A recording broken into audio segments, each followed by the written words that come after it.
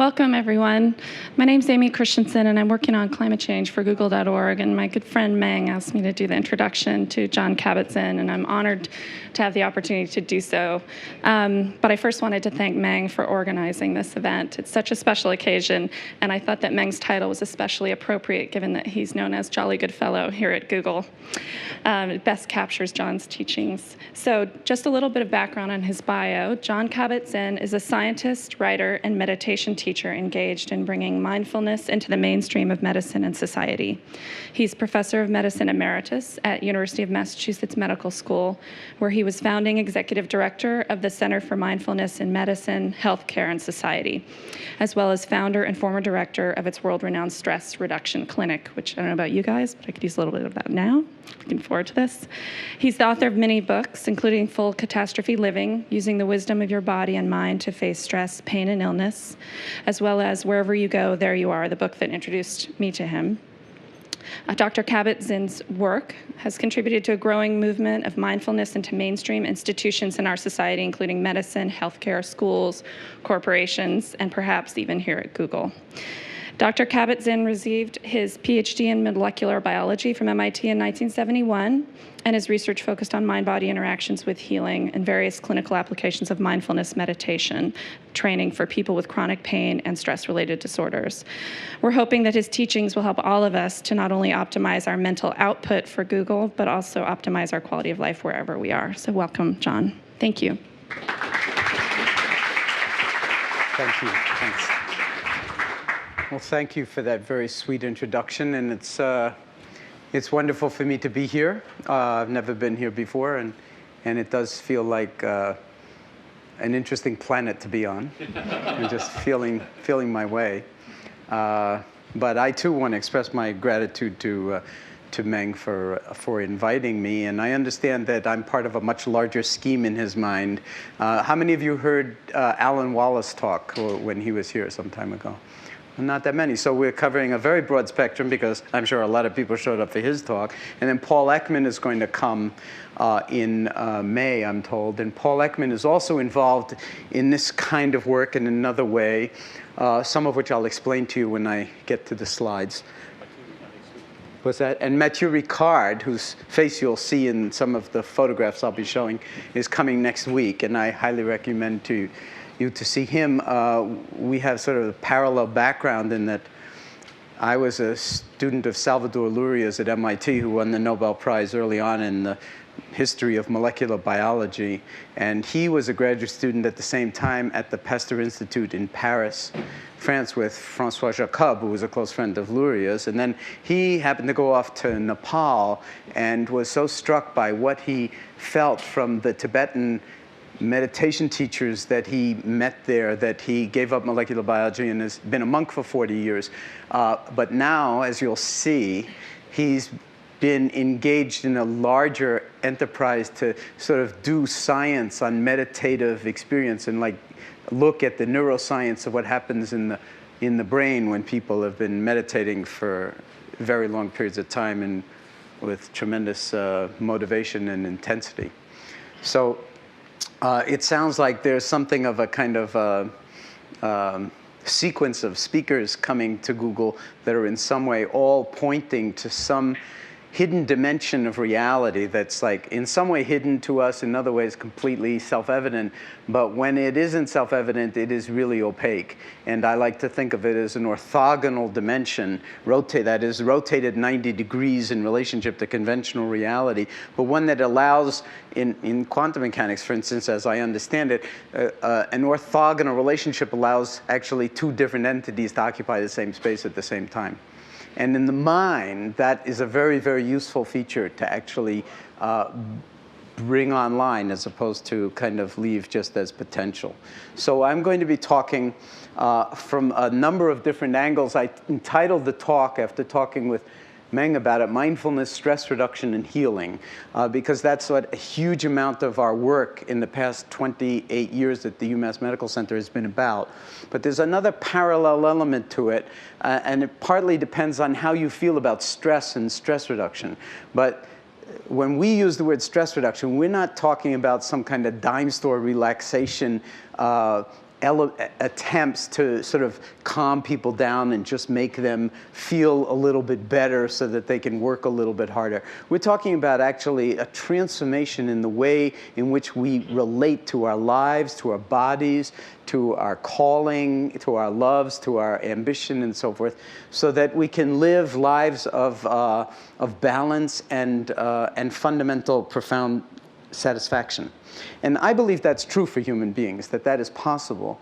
And I think that a lot of the time, the society entrains us, if we don't do it ourselves, into severe imbalances that can sometimes be unbelievably addictive, intoxicating, and wonderful on one level, and on the other hand, maybe like actually draining your life's blood on another level or killing you. And so in a certain way, metaphorically speaking, I would say that in this society, we seem to more and more be dying for some authentic door into ourselves in a way that's bigger than just what usually defines us. And that's not to deny the beauty of what we often do, how creative we can be, how important it is to, I mean, at a place like this where you're basically redefining the world and the universe and in ways that potentially are tremendously healing for the planet. But to have this be, in some sense or other, held in a kind of awareness that ordinarily we're just not taught in school, and that requires a certain kind of intimacy and cultivation in order to be able to have it more at our disposal. So if we're going to start with stress and stress reduction, I mean, periodically Time magazine and Newsweek and so forth put stress right up there on front because I don't know. I mean, I started the stress reduction clinic in 1979. And when I think back to 1979, I say to myself, 1979, what stress? I mean, because of you folks and people like you, I can get more work done in a day than I used to be able to get done in a month. And it's far better work. But it still has a cost. Do you know what I'm saying? I mean, because then the expectation is not just from other people, but from myself, that I will just like be. So the digital revolution already has sort of catapulted us into a condition where increasingly there's no end to the work day, there's no end to the work week, and so there's a way in which work can encroach all of life. And if you love work more than anything else in the world, hey, no problem with that. And there have always been people like that on the planet, scientists, you know, musicians, I mean, where it's all that. But there's also potential costs to pay in terms of burnout, in terms of like addiction, in terms of overdosing, so that you're not actually tapping into the creativity that maybe you once were. And it requires more and more effort to get the certain kind of return as opposed to less effort and more dance. And so there are actually, but for 20 or 25 years, there have been like a lot of research being done epidemiologically. What are the effects of various kinds of risk factors on human health, mentally and physically? Everybody knows smoking is a big thing in this society to actually demonstrate that cigarette smoking is not good for your health. And you know, in 1964, the Surgeon General's report actually came out and said that. So there's that, and there's high blood pressure, and there's high cholesterol, and all sorts of risk factors for coronary disease, for cancer, and so forth. But stress was always considered like not measuring up to a bona fide risk factor. But a couple of years ago at UCSF, in the laboratory of Liz Blackburn, Alyssa Epple, who actually happens to be a mindfulness teacher, but is a young assistant professor at UCSF, did a study looking at the rate at which the repeat subunits at the ends of all of our chromosomes, which are called telomeres, and which are required for every cell division in every cell in our body that divides, that it turns out that stress, long-term chronic stress, can accelerate the rate of telomere degradation enormously. And so if you've ever had if you've ever heard the words coming out of your mouth after a particularly horrific experience, God, that one just took years off my life, it turns out it's true. It's taking, because the telomeres once they degrade, the cells can't divide anymore. So if stress increases the rate of telomere degradation, I mean, you can't get more somatic and molecular than that in terms of evidence that stress has potentially, if it's not mitigated, the consequence of basically increasing aging. And I'm not going to go into this study in any great detail. It was published in the PNAS and Proceedings in the National Academy of Sciences in 2004. But just to say that they did this study on parents of children with chronic medical problems that are basically not going to get better. So, I mean, it just doesn't get any more stressful than that kind of thing. It's not like, well, at a certain point I'll get to go on vacation, or this will evolve in some way. No, that's just going to be the way it is for life. But they actually took parents who didn't have chronically ill children, which are the blue points, and what they found was that they were also showing telomere degradation, and what really mattered was how much stress they thought they were under. They were under a lot less stress than the other parents, objectively speaking. But if you think you're under like absolutely intolerable levels of stress, you create that reality. So but that's a very positive finding, because it says if you change your relationship to the stress, your perception of the stress, then you could actually potentially reduce the rate of telomere degradation. And now every study on meditation has thrown in the telomerase assay and so forth now, and we don't know any results yet, but looking to see whether training in a course of meditation over a period of time might actually slow or restore to normal, say, the rate of telomere degradation. So I just want to throw that out to you, because there's so many exciting things going on in the field nowadays about that kind of thing. But I want to make some pretty fundamental points here. If you stare at that word for too long, it doesn't mean anything, as you know. But I want to make a distinction between how much doing we do and, what's that? Doing, yes. If you're Swedish, it's doing. How much doing we wind up doing over the course of the day, as opposed to what you could call, and the Chinese might call, non-doing, okay? Or what I like to call being. Okay, we're called human beings, but it might be more appropriate, the cliche goes, for us to rename ourselves human doings, because we seem to be very much, doing all the time, and often the doing is coming out of the head, but not necessarily coming out of the heart or coming out of the body, and so it's kind of, in some sense, disembodied doing, and over time, even the greatest doing, disembodied, can get you into real trouble at the level of the body and its health, but also at the level of our human relationships. Have I lost the audience already?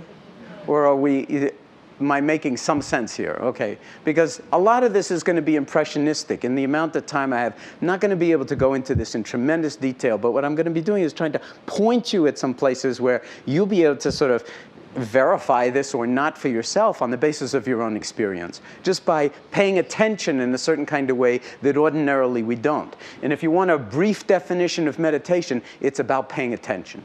It's got nothing to do with Buddhism, mysticism, the East, the West. It's about paying attention. So that, by virtue of the fact that it's about paying attention, it universalizes it. It's about something that's totally universal. And it's not attention for its own sake. It's an attention for the sake of a profound capacity that we all have innately that we ordinarily never pay any attention to, and that is awareness. And I'm going to argue that awareness has a way of balancing out thought in ways that are profoundly intuitive and also profoundly creative.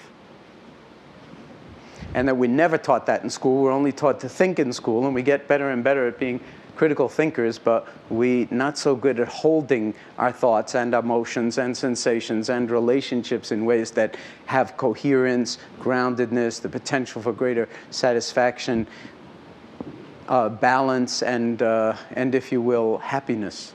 And Mathieu Ricard's going to talk on happiness, and he'll come in his Tibetan robes, very colorful Tibetan robes, and Mathieu is the real thing. So you're going to really enjoy him, and I urge you not to miss him. So this, We call what we do mind-body medicine. We've been calling it that for a very long time. Finally, the media has picked up on that because we're trying, from the very beginning, we've been trying to actually transform medicine. Medicine itself is suffering from some serious chronic diseases. You may have realized that in your own encounters with the medical profession. And so we're, in some sense, trying to breathe new life into medicine, and in some other ways, through science, and through some other ways, get it back to its Hippocratic roots and not lose the art of medicine while we're developing the science of medicine. I'll just point out, in passing, the words meditation and the words medicine sound a little bit alike in English, don't they? And there's a very, very deep root meaning that they share.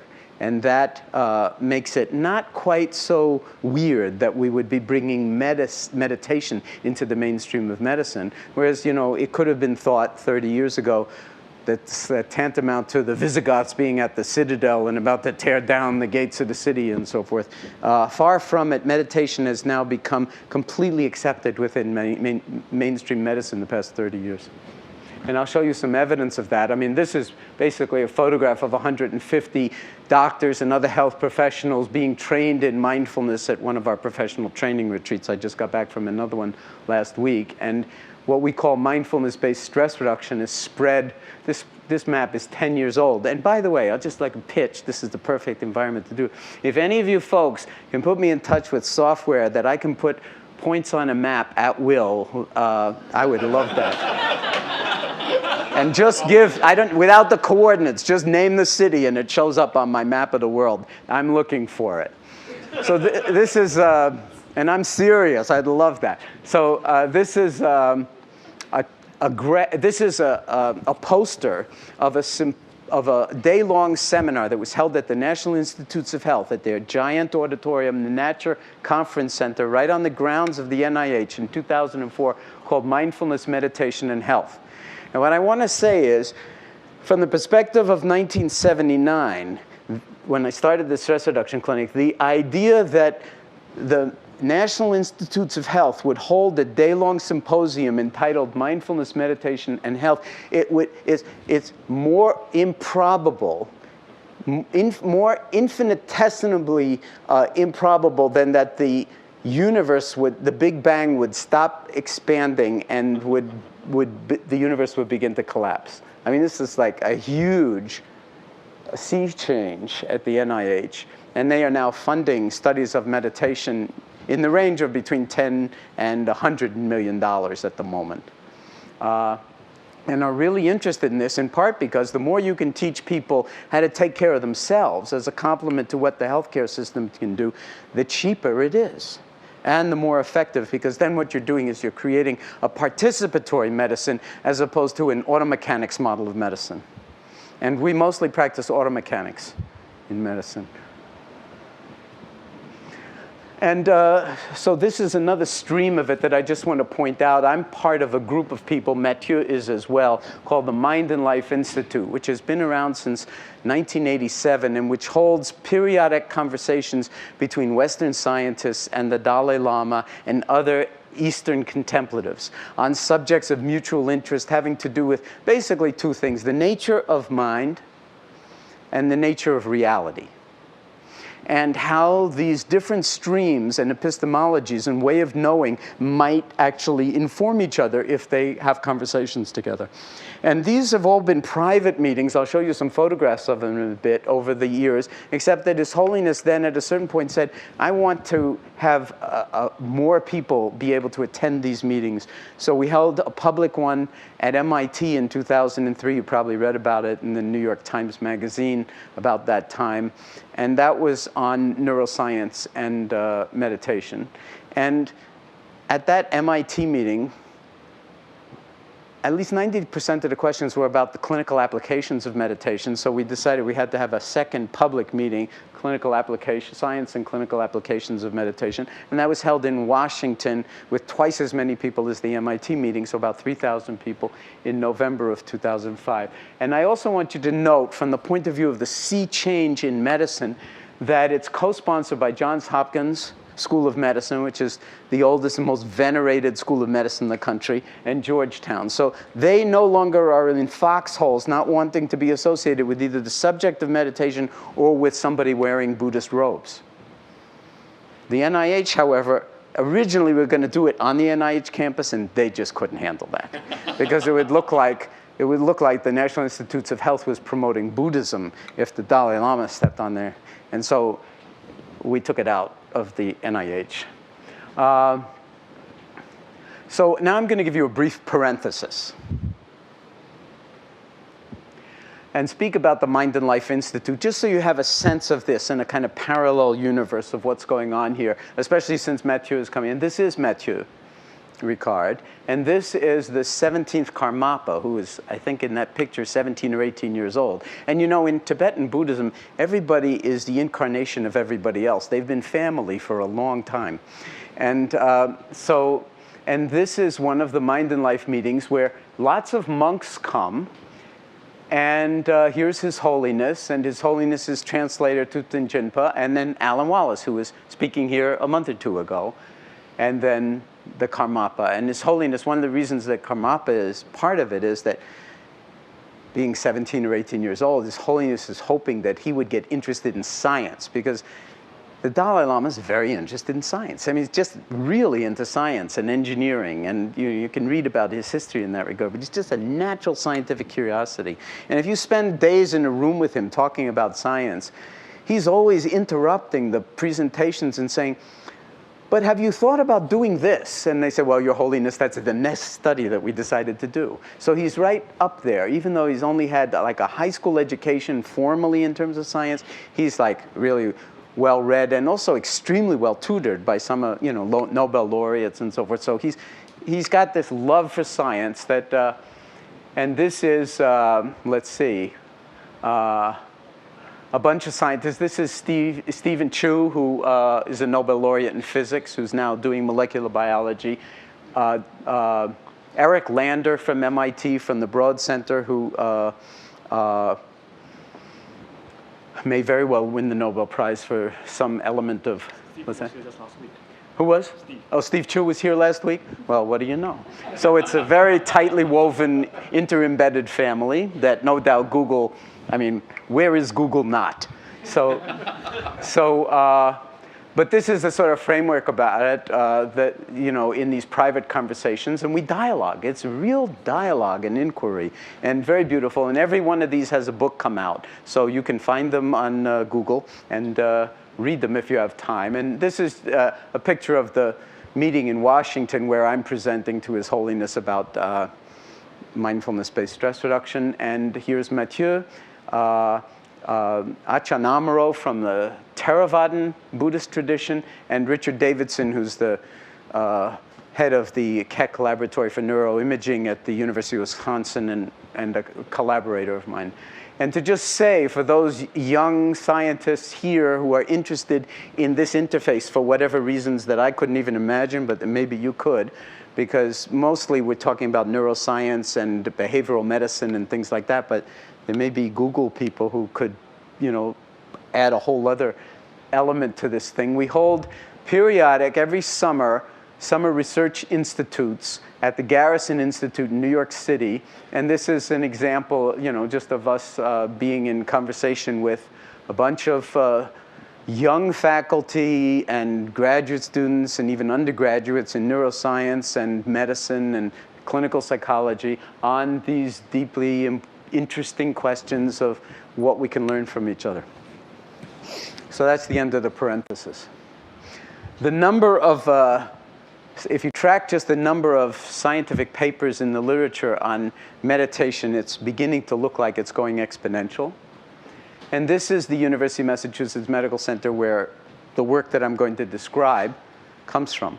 So we call what we do mindfulness-based stress reduction. What is mindfulness? I had a friend of mine make some calligraphies for me, and then when I went to China for the first time to talk, I thought, well, hey, I'm going to have all these calligraphies, I better bring them. So this is the calligraphy for mindfulness, and the reason I show it to you is that, as you know, and I'm sure that many of you here speak Chinese, but I don't know any Chinese, so I'm only saying what I've been told, And some people say it's good calligraphy, other people say it's not so good calligraphy. There are a lot of different opinions about this.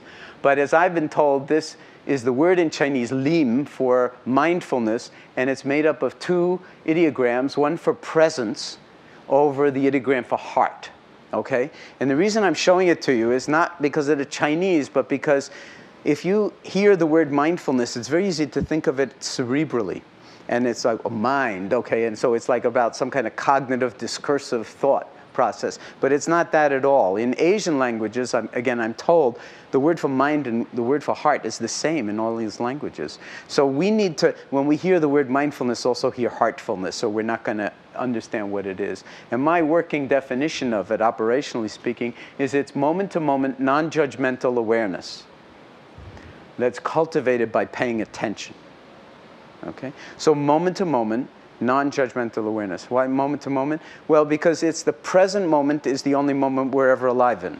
It's the only moment we can think. It's the only moment in which we can be creative. It's the only moment in which we can relate, perceive, do anything. And there are two interesting things about meditation. They're very often really not well unpacked in our society. One is that just like anything else, it's a learning curve. And so there's a certain way in which meditation is instrumental. Just like driving a car, learning to play a musical instrument. You just do it over and over and over again. You do it. You follow the algorithm of the instructions and so forth. And you think that you're going to get better at it, and you're going to have benefits that come from it. And so it's goal seeking, and there's a certain kind of acquisition. And it's always incomplete because it's on the way to someplace else, some better place.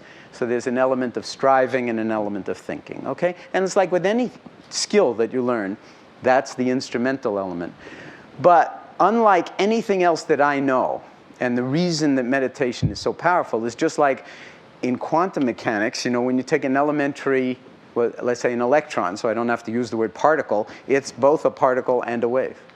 Okay? Or it's neither until you do the experiment, and depending on what kind of apparatus you use, it manifests as particle, it manifests as wave, but we can't really say what it is when we don't do the experiment. So it's kind of just different mode of reality, and they speak of it as being complementary, that the particle and the wave are complementary elements of the non-thing. And the non-instrumental dimension of meditation is that there's no place to go and there's nothing to do.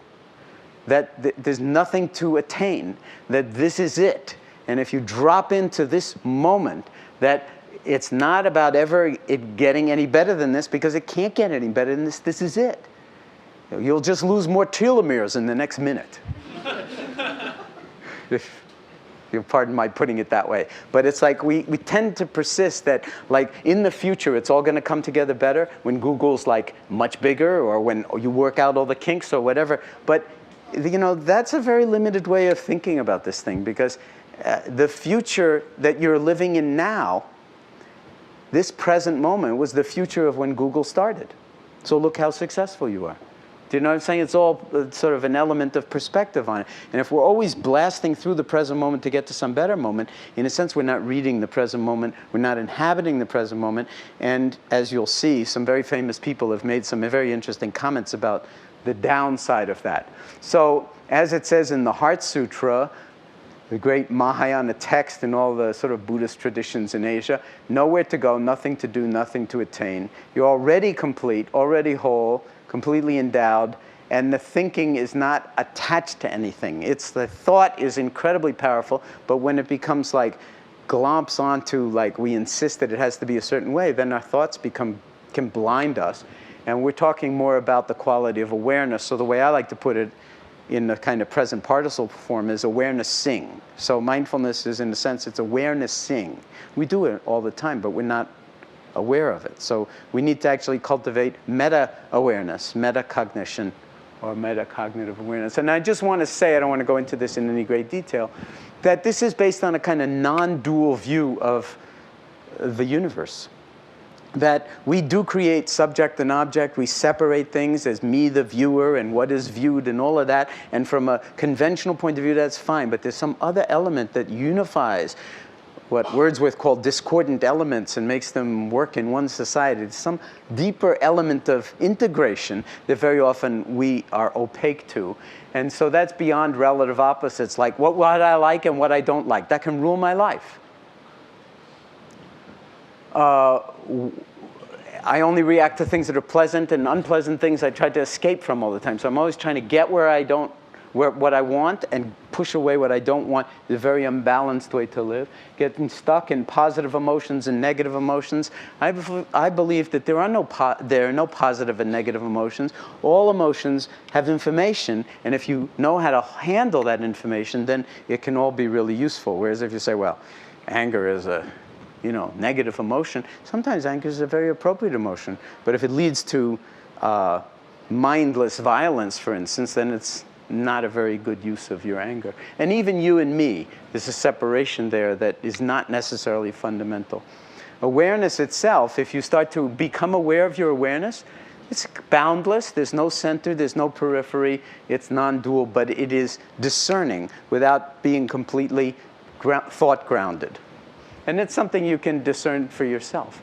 So anyway, mindfulness is universal, as I said, but the most articulate expression of mindfulness on the planet comes out of the Buddhist tradition.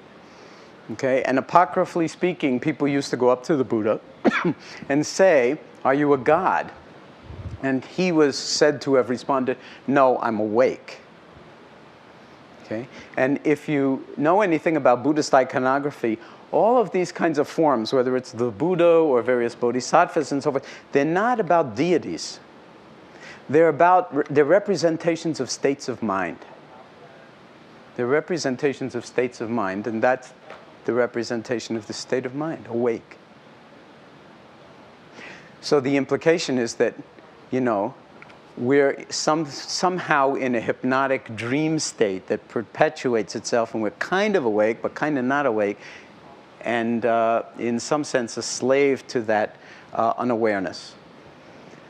So we can zone along on autopilot for years at a time, more or less unconscious, even while we're thinking we're conscious. And the implication of that, and you can check this out for yourself, is that you may never be where you actually are, because you're always somewhere else.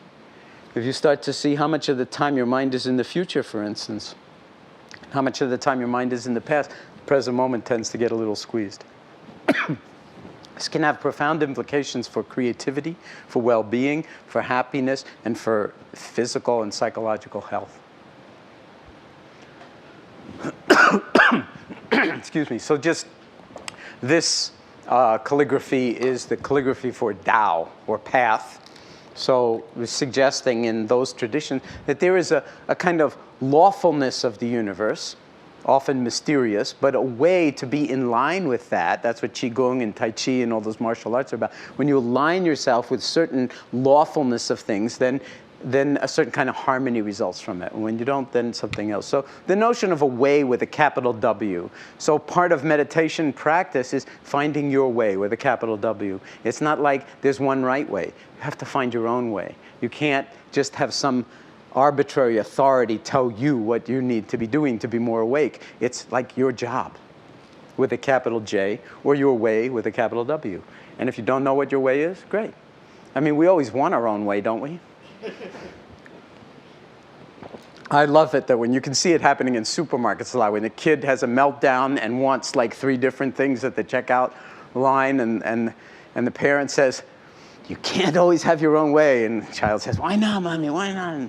And you wind up saying, "You'll understand when you grow up." But isn't it true that when we've grown up, and don't we all want our own way?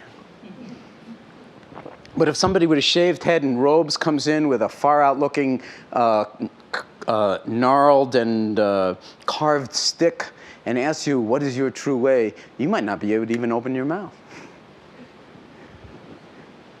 And this is the calligraphy for literally turning, but it means breakthrough. So what is a breakthrough? It's that orthogonal turning towards something, especially when you feel aversion for it. Instead of recoiling from it, turn towards it. The whole martial art of Aikido, blending, moving in, turning towards. And if you know Rumi's poetry, The Guest House, for instance, it's all about putting out the welcome mat for all the stuff that arrives at our door, whether we like it or not. This being human is a guest house. Every moment, a new arrival, a joy, a depression, a meanness, some fundamental awareness comes as an unexpected visitor. Welcome and entertain them all. Even if there are a host of sorrows who violently sweep your house empty of its furniture, still treat each guest honorably. He may be cleaning you out for some new delight. The dark thought, the shame, the malice, greet them at the door laughing. That's advanced practice, and invite them in. Be grateful for whoever comes, because each has been sent as a guide from beyond. That poem is 900 years old. But what it's suggesting is turn towards rather than recoil away from. And see, open your eyes, take a look. That's what this is really all about. And it's suggesting that when you do that kind of turning, there's the potential for breakthrough insights, breakthrough behaviors, breakthrough rearranging of your cellular organism, because the body is listening to what the mind is doing. And when the mind learns how to self-regulate in particular ways through self-observation, interesting things happen. So Thoreau said famously, if you go back and read Walden, you'll see it's all a rhapsody about the present moment. I went to the woods because I wished to live deliberately, to front only the essential facts of life and see if I could not learn what it had to teach, and not when I came to die, discover that I hadn't lived. Martha Graham, all that's important is this one moment in movement. Make the moment vital and worth living. Do not let it slip away, unnoticed and unused. And William James, I'm not even going to go into that in the interest of time, but he's basically saying that a method to voluntarily bring the mind back when it wanders off would be the foundation of the best possible education. But he says it's easier to conceive of that than to find one that would really work. But he didn't know anything. It's evidence that he didn't know anything about Buddhism, because that's exactly what it is the mind goes off, you bring it back. The mind goes off, you bring it back. Mind goes off, you bring it back. Mind goes off, you don't want to bring it back, you bring it back anyway against the resistance. And something starts to grow against the very resistance that's a lot more interesting than a bicep. And it's mindfulness. So MBSR is a complement to medical treatment, not a substitute for it. In the hospitals, it's fully integrated into medical clinics and subspecialties. It does involve a certain degree of discipline and work, although I like to think of it more as play than work.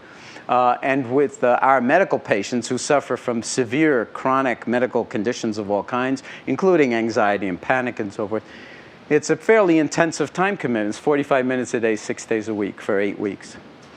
And there are 4 formal methods that we teach: a body scan, which is a lying down meditation, sitting meditation, mindful hatha yoga, and mindful walking. And so this is an action shot at a body scan. It just goes on like this. Another view. Sitting meditation. It looks like nothing's happening. I want to tell you, this is the hardest work in the world. To be in the present moment, non-judgmentally, for even a fraction of a second is hard work. And I'm basically challenging you to consider that it might have some enormous benefits. We do it in Spanish as well as in English in our inner city clinic, so it's shown to be cross-cultural. Mindful yoga, I won't say any more about yoga. We're in the Bay Area after all. And I know that there's yoga here and massage here and meditation here, so in a sense I'm probably just wasting my breath talking. The real meditation practice, however, is not these formal practices. It's living your life as if it really mattered. So, in other words, your whole life becomes the meditation practice. That's what this is really about. Living in awareness. Living with a certain degree of self-compassion and kindness. And cultivating what, the Dalai Lama and other people calls wisdom. And the body has its own natural wisdom. The mind also has its own natural wisdom. And sometimes we get out of touch with it. So I'll just give you one example. Like the next time you're in the shower, just as homework from this talk, check and see if you're in the shower. You may be already at Google. Of course, maybe you're always at Google and you shower at Google. But you'll be amazed how much, like when you're in the shower, you're already at work. You might have your whole first meeting of the day in the shower with you. You might be in the middle of an argument. but you're not feeling the water on your skin. So you can begin to just gently, and remember it's non-judgmental, so you don't beat yourself up for non-performance on the meditative side, but you just like let the water be in touch with your skin and know it. That's like that sensorium of feeling. You can know it. And that becomes meditation practice. So this was a slide that I was showing His Holiness in that talk. I was trying to get through about MBSR, so I said, well, if you consider life to be a bicycle, then MBSR is kind of like, or any training in mindfulness would be like training wheels, you know? You just kind of get the feel of it, but then you throw the training wheels away. It's all about, you know, the somatic experiencing of it. And you can't, I don't think even at Google you can develop an algorithm for riding a bike. You read the algorithm and you just ride, never fall. The body has to learn from doing, from the engagement of it. And so, you know, and then once you do know how to ride, you don't need the training wheels. And there are a lot of different things, ways that people approach bike riding, okay? How many of you ride bikes to work? I saw a lot of bikes out there. So there's biking and biking. And there's meditating and meditating too, okay? But it's not about, like, Einstein never needed to be like Lance Armstrong, okay? It wasn't his thing. 7-time winner of the Tour de France. The amount of mental energy that it takes to accomplish something like this, virtually unthinkable. That's why the issue of drugs will come up. But the fact of the matter is that you don't have to be like anybody else. You use your bicycle your way. So I'm going to just, in the last few minutes of this before we have questions, I want to just run by you some clinical studies, okay, so that you have a sense of the kind of work that's being done in this area.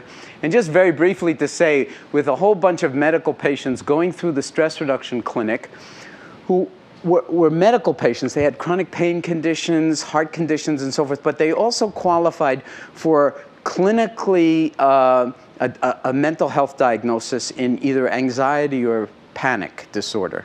Okay, so they had that, a psychiatric diagnosis on top of the medical diagnosis. And you can see that like if this is an anxiety scale, you have a step function down over the 8 weeks of the stress reduction clinic. People come to the hospital once a week, 2.5-hour class. In the 6th week, there's also a day-long silent meditation retreat. And so it's 8 weeks, 2.5 hours, once a week, 45 minutes of practice every day. And you see a step function in anxiety. You also see a step function in depression. And then I won't show you the data, but that goes out not just 3 months, but 3 years. So something people do in 8 weeks can have an effect on their lives 3 years down the road. Now I'm going to just very briefly talk about 2 randomized clinical trials. One, the effect of mindfulness-based stress reduction on emotional processing in the brain and immune function in response to a flu vaccine. And then if there's time, very briefly, the effect of the mind on the healing process that you can actually see and photograph. Because healing is a sort of double-edged word in medicine. You have to be very careful how you use it or people start to roll their eyeballs and think you're weird. But wound healing, nobody thinks that about. And so we tried to find a healing process that would not create that kind of resistance. So this is a study that we published in 2003 and with Dr. Davidson, my collaborator. Can mindfulness training in the form of MBSR be used to modify the central circuitry of emotion? And I just want to say, and maybe Paul Ekman will talk some about this, but you probably know that in the past 8 years, the entire basis of neuroscience has been transformed by the discovery that the dogma that we were taught for a generation, that after about the age of 2, there's no new neurons laid down in the central nervous system, and that it's all loss of neurons. It's like downhill from about the age of 2, and you can kind of hear the neurons going exponentially. That turns out not to be true. It turns out that we're making, not just synthesizing new neurons, which is called neurogenesis, but laying them down in particular regions of the brain, and they're functional up to the day we die. And it's driven more than anything else by experience, and more than any kind of experience, repetitive experience. Okay? When you do the same thing over and over and over again, like ride bikes up mountains, or meditate, or or play the violin starting at a very early age, where what you do with the right hand, what you do with the left hand are very different. It turns out you can morph what's going on in your motor cortex and somatosensory cortex by just fingering a lot. Okay? And there's a very famous study of the London taxicab drivers downloading the street map of London into their heads, and you see the anterior hippocampus shrink and the posterior hippocampus get bigger over a period of 2 years. Losing a limb, very often different aspects of the brain are recruited to different parts of the body because the limb is no longer there. So neuroplasticity basically means that the brain is not static, but is continually morphing itself in response to experience. Negative traumatic experience can actually atrophy brain function and actually brain size. And therapy and moving in a positive direction can restore it, potentially. And that's an area of very ongoing, very exciting research. So I'm going to talk about a part of the brain called the dorsal lateral prefrontal cortex, which has a kind of division of labor left and right. There's an asymmetry in the lateralization. So left activation is associated, shorthand, happiness, feelings of well-being, approach behaviors. Right activation, all other things being equal, avoidance behavior and difficult emotions. There are also, of course, many other complex regions of the brain. So this is the left prefrontal cortex associated with positive affect in some studies. So here's the kind of summary slide. Left, happy, right, unhappy. I won't belabor it in the interest of time, except that if you take people and put them into scanners or use a quantitative EEG electrode helmet, which I'll show you shortly, and just get people and you don't do anything with them, you just study whether they're more left or more right activated. People who are more left activated describe themselves with words like interested, excited, strong, enthusiastic, alert, and active. And if they're more right activated, they describe themselves this way. And it was thought that in adulthood, you're pretty much like fixed. It becomes a trait. And a study that I will show you now suggests that what was called a set point is actually malleable, that with training and meditation in 8 weeks in a work setting, it will change. And we did this in a biotech company in Madison, Wisconsin. So this is Mathieu, who is coming next week, who has been a subject in many of these studies, along with a lot of other monks. And the qualification is you have to have at least 10,000 hours of intensive meditation practice, which is the equivalent of, say, the concert master violinist in one of the great symphony orchestras. I mean, lots and lots of practice and training. But mostly these monks are over the 40,000 or 50,000 hour. Okay, so, and if Dr. Davidson comes, he will show you a lot more about this story. And this is just to give you a little background in it. This is 150 undergraduate psychology majors and their profile in terms of left and right. So you see there's some outliers on the left, there's some outliers on the right, but it's basically a Poisson distribution. Nice bell curve. This is Mathieu when he's meditating, cultivating what they call non-referential compassion. Non-referential compassion. No subject, no object. And in case this distance looks fairly close, this is 8 standard deviations from the mean. 8 standard deviations. Neuroscience had never seen anything like this. And we're seeing this time and time again. It's reproducible, not just in one person, but in many people, that the brain is capable of like the same kind of thing Lance Armstrong is capable of when you push the envelope in that kind of a way. Okay? In the non-doing kind of way, in the non-striving kind of way, in the non-instrumental kind of way. And then this is more evidence from a study in PNAS with Richie and Mathieu, who's an author on the paper, and Antoine Lutz, just showing undergraduates, Buddhist monks. I won't say any more except to say that it's a global recruitment of the cerebral cortex in the monk meditators and the college students with 2 weeks of instruction, trying hard, but that recruitment is something that takes time to achieve. So in our study, we went to a biotech company, high stress, beautiful work environment, biotech company. The president agreed to let us do the study there, randomize people between they take the 8-week program or they don't. The anxiety is reduced in the people that take the program, not reduced in the waitlist control. They all go into the laboratory. And very briefly, I mean, this is just a way to show left versus right activation. Time 1 is before randomization. Time 3 is at 4-month follow-up. And the meditators are in the red and the control group are in the purple. And there's no significant difference before.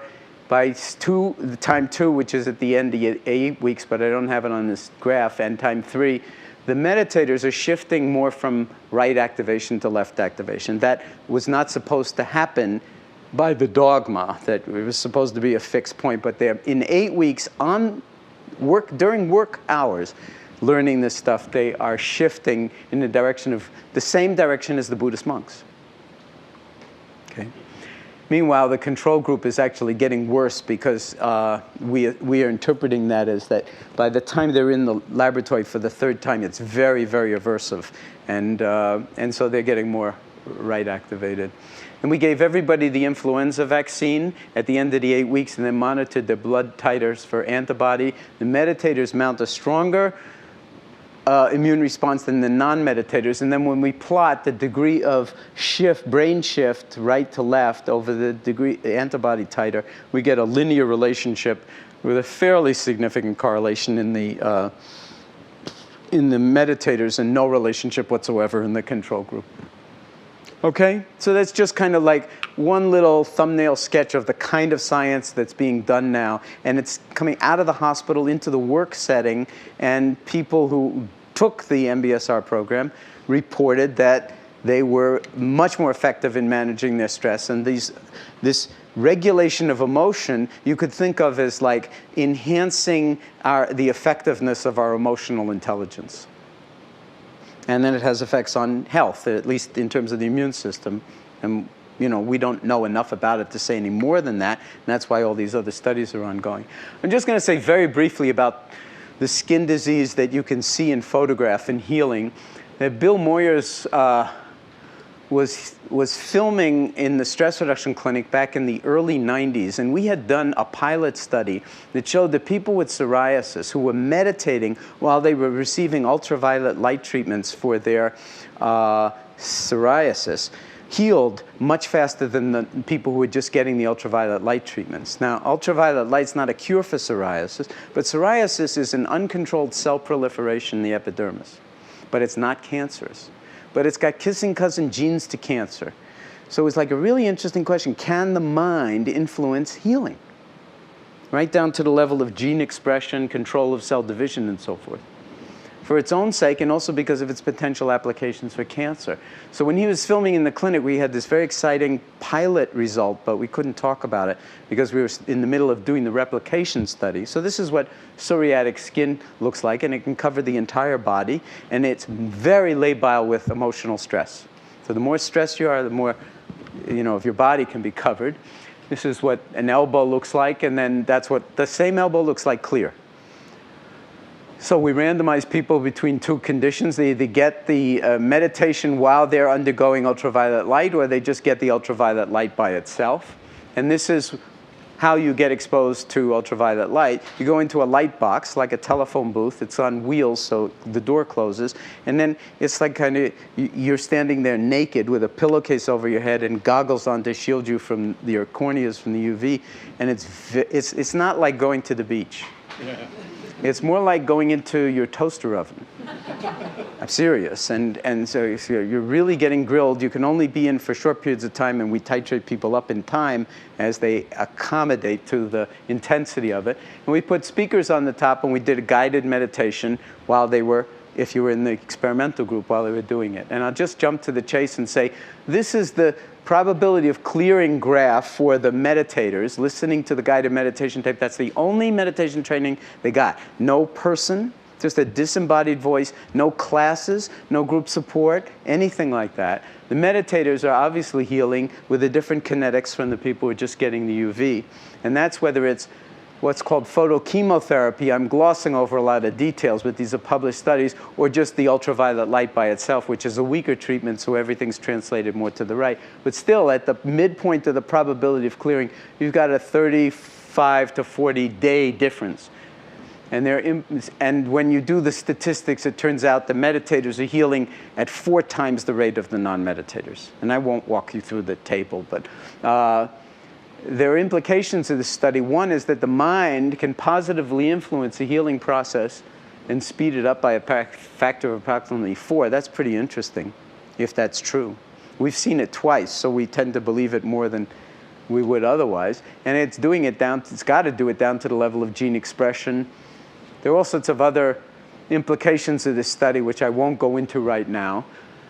And just for the sake of having some time for dialogue, I'm going to stop and just quote William James again, or for the first time, since I didn't the first time. I have no doubt whatever that most people live, whether physically, intellectually, or morally, in a very restricted level of their potential being. They make use of a small portion of their possible consciousness, much like a man who out of his whole bodily organism should get into a habit of using and moving only his little finger. And then very famously, we all have reservoirs of life to draw upon, of which we do not dream.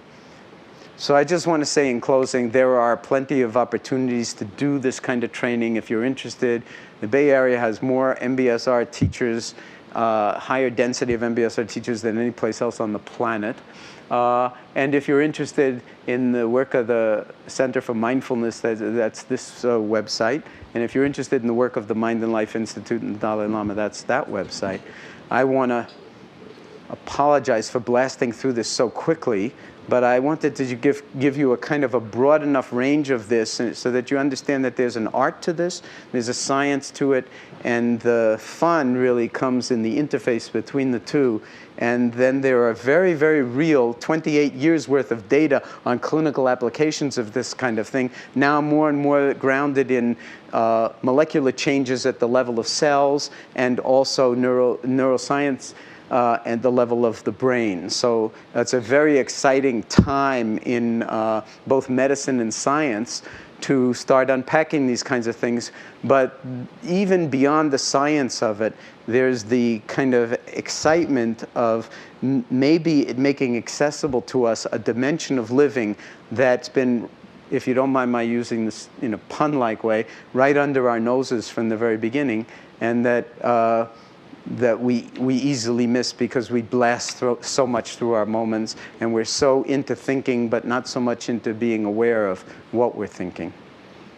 So I want to thank you for your attention, and now open it up to any kinds of questions, comments, observations, if you care to.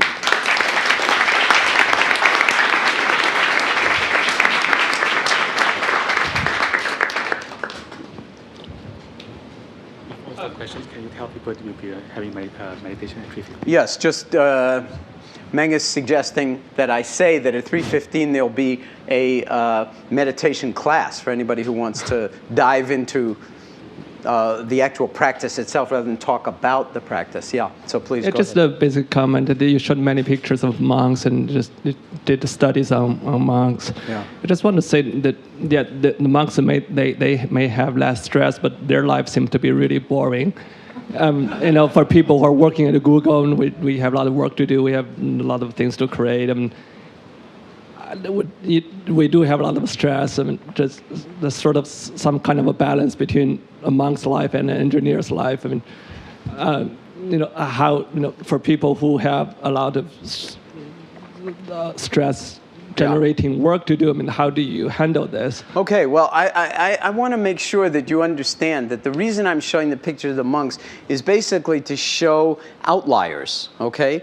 But the fact is 17,000 people have been through our stress reduction clinic over the past 28 years, and none of them know anything about monks or Buddhism and could care less, and they're all stressed up the kazoo, or wazoo, or whatever you want to say. So this is... My point showing about the monks was that the regular people in the work setting, when we did that study, their brains shifted in 8 weeks in the same direction as the monks who've been doing it for 40 years. So there's a tremendous amount of latitude for dealing with the stress that you're under as a person. And very often what we think is, well, the first thing we want is someone to just make it better, like maybe drugs or whatever.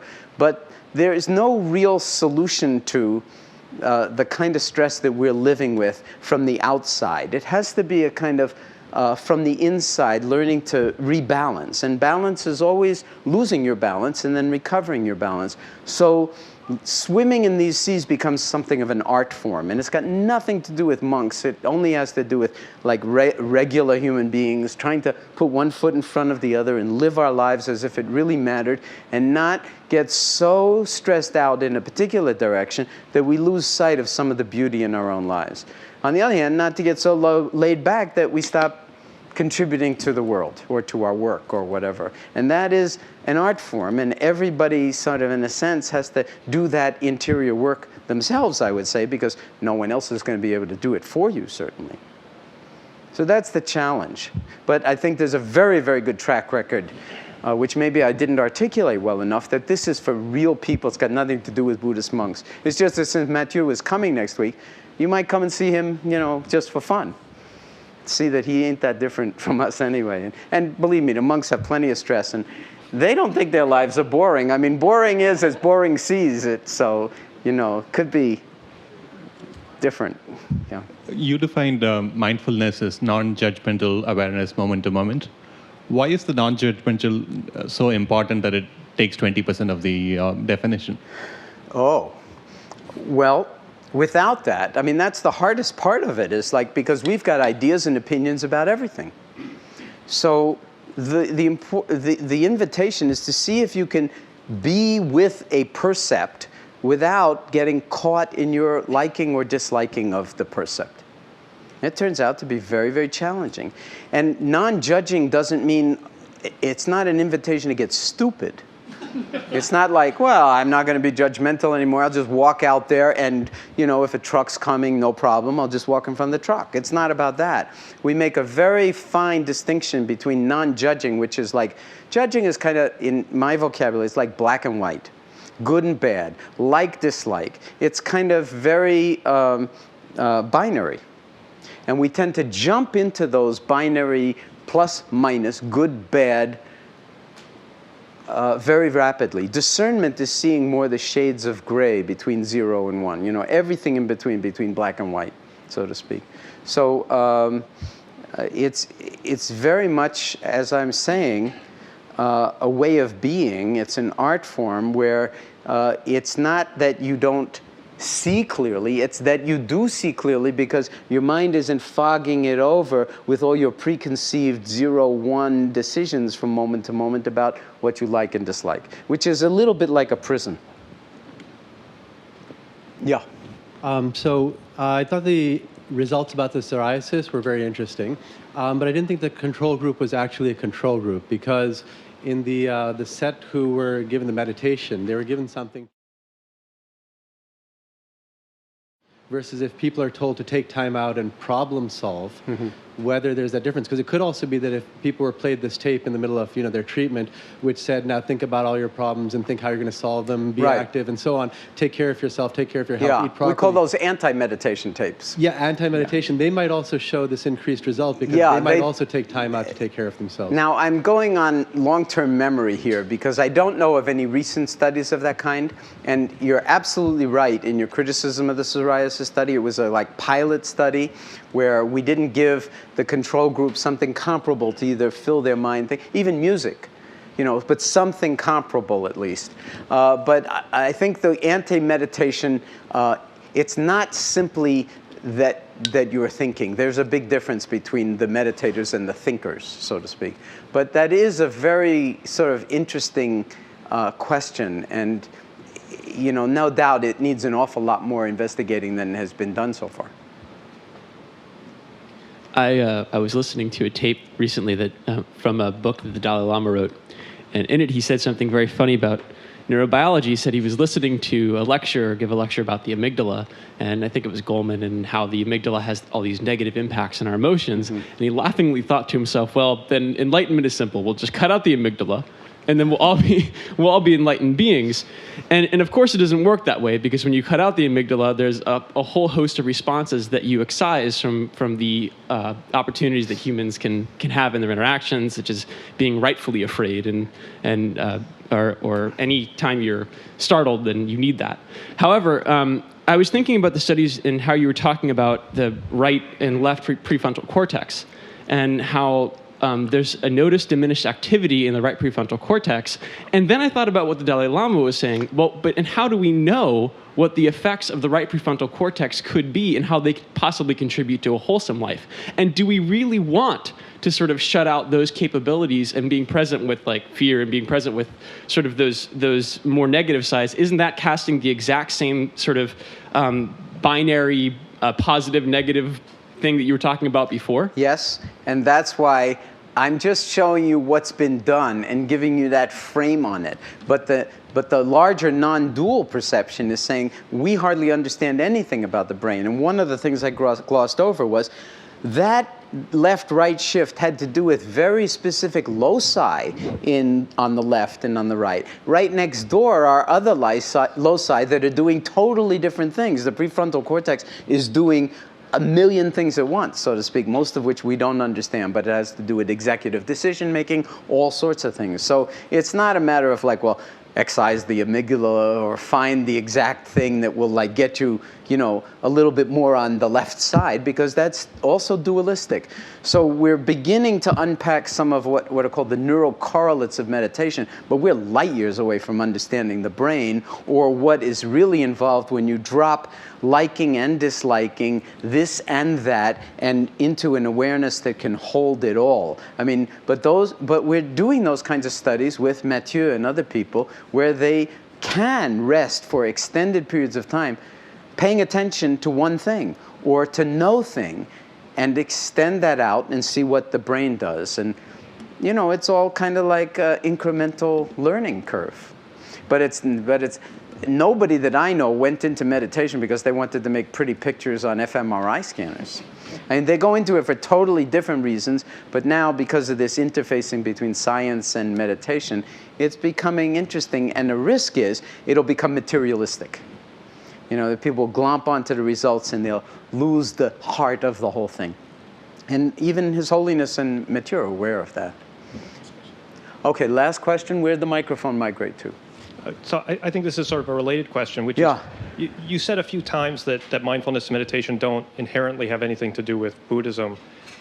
As someone who is a Buddhist, there's something sort of uncomfortable about thinking about people coming to meditation, to cure their psoriasis. And I just wonder, do you worry that something might be lost as if meditation does come to be seen as essentially just a medical treatment and not a spiritual practice? Oh.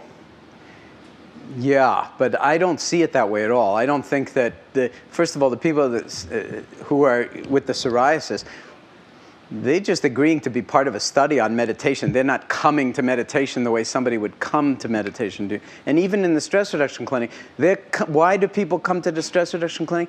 Really one reason and one reason only: suffering. Okay? So, this question got posed to the Dalai Lama around whether this kind of thing is kind of like the death knell of Buddhism, because we're taking what you might call the heart of Buddhist meditation. People do call it the heart. But if it's a decontextualization of it, it would be a desecration or a denaturing of it, and then offering it to people who are suffering. That would be a disaster, and I hope we're not doing that. What we're doing, in my view, is it's a recontextualization. And I asked him during that presentation, when it came time to ask him questions, I said to him, do you see any difference between Buddha Dharma and the universal Dharma? And he said no. And so as long as this mindfulness is grounded in ethics and morality and all of the kinds of things, and it is, all of the kinds of things that would go into a kind of a full spectrum meditation practice, it doesn't need to be Buddhist in order to reduce suffering. And when His Holiness was posed this question about whether this is a good thing for Buddhism or not that this happened, he said the following. He said there are 4 billion people on the planet, 1 billion Buddhists, 3 billion non-Buddhists, all 4 billion are suffering. So what are we going to do? Just keep it for us Buddhists? And he actually is promoting this, what he calls secularized meditation, that's like beyond Buddhisms or any other isms. And MBSR is really just an example of that, 25 years earlier. But it's not at all meant to be,